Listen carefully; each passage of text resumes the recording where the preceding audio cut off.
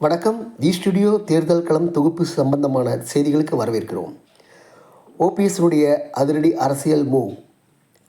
சமீப காலமாக திரு ஓபிஎஸ் அவர்களுடைய என்டிஏ கூட்டணியிலிருந்து விலகல் மற்றும் முதலமைச்சர் ஸ்டாலின் அவர்களுடன் சந்திப்பு என்று பரபரப்பாக பேசப்பட்ட நிலையில் இருந்த திரு ஓபிஎஸ் அவர்கள் தற்போது மௌனம் காத்து வருவதாக செய்திகள் வருகிறது.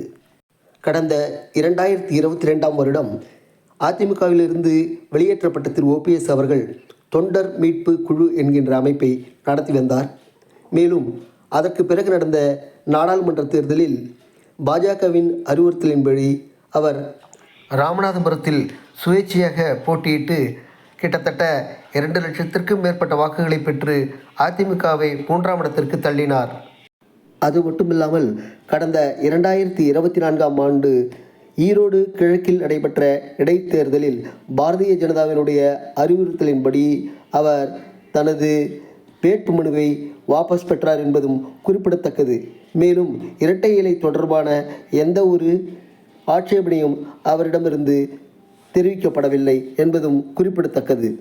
அதற்கு பிறகு பாஜகவில் அண்ணாமலை மாற்றம், நயினார் நாகேந்திரன் அவர்களின் வருகை ஆகியவை திரு ஓபிஎஸ் அவர்களுக்கு பெரும் பின்னடைவை தந்தது என்பதே உண்மை.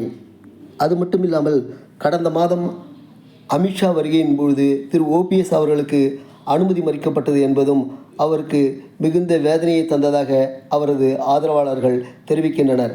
அது மட்டும் இல்லாமல் இந்த மாதம் திரு பிரதமர் அவர்களுடைய தூத்துக்குடி விஜயத்தின் பொழுதும் அவருக்கு அனுமதி மறுக்கப்பட்டது என்பது பெரும் ஏமாற்றமே. எனவே திரு ஓபிஎஸ் அவர்கள் இனியும் என்டிஏ கூட்டணியை நம்பி பலனில்லை என்கின்ற ஒரு நிலைக்கு தள்ளப்பட்டு அவர் என்டிஏ கூட்டணியில் இருந்து விலகினார். இது அவரது ஆதரவாளர்களிடையே பெருத்த உற்சாகத்தை ஏற்படுத்தியுள்ளது. அது மட்டுமில்லாமல் அதற்கு பிறகு திரு ஸ்டாலினுடனான சந்திப்பு அவர் திமுகவில் இணையப் போகிறார் என்று சில யூகங்கள் பெறப்பட்டிருந்தன. ஆனால் இது மரியாதை நிமித்தமான சந்திப்பு மட்டுமே என்று ஓபிஎஸ் தரப்பில் கூறப்பட்டது. இந்த நிலையில் பாரதிய ஜனதாவினுடைய தலைவர் திரு PL சந்தோஷன் அவர்களின் தமிழ்நாட்டு வருகை சிறந்த முக்கியத்துவத்தை பெற்றுள்ளதாக அரசியல் வல்லுநர்கள் கூறியுள்ளனர். PL சந்தோஷ் அவர்களிடம் ஓபிஎஸ்னுடைய செல்வாக்கு பற்றியும் முக்குளத்தூர் வாக்கு வங்கி பற்றியும் எடுத்துரைக்கப்பட்டுள்ளது. ஆனால் PL சந்தோஷிடமிருந்து எவ்வித ரியாக்ஷனும் இல்லை என்று கமலாலய வட்டாரங்கள் தெரிவிக்கின்றன. மேலும் ஓபிஎஸ்க்கு அழைப்பு விடுக்கப்பட்டதாகவும் ஆனால் அவருடைய ஆதரவாளர்களின் அறிவுறுத்தலின்படி அவர் செல்ல மறுத்ததாகவும் சில தகவல்கள் தெரிவிக்கின்றன.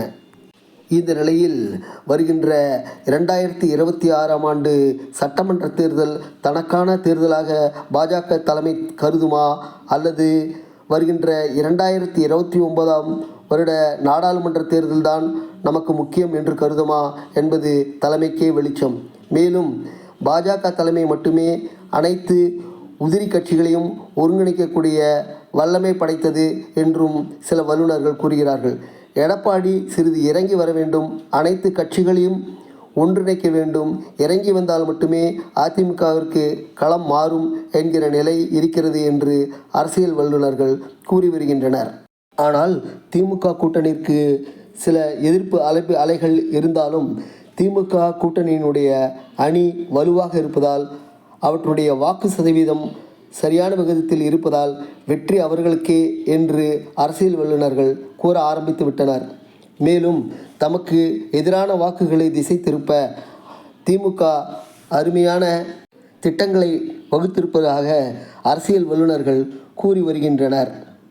இந்த நிலையில் திரு அண்ணாமலை அவர்களின் மாற்றம் பாஜகவினுடைய வாக்கு சதவீதத்தில் பெருமளவில் குறைக்கும் என்று வல்லுநர்கள் கருதுகின்றனர். முக்கியமாக கொங்கு மண்டலத்திலேயே இது நிகழும் என்றும் சிலர் கணித்திருக்கின்றனர். அவ்வாறு நிகழும் பட்சத்தில் அது அதிமுகவிற்கும் பாஜகவிற்கும் பெரும் இழப்பாக முடியும் என்று அரசியல் வல்லுநர்கள் கருதுகின்றனர்.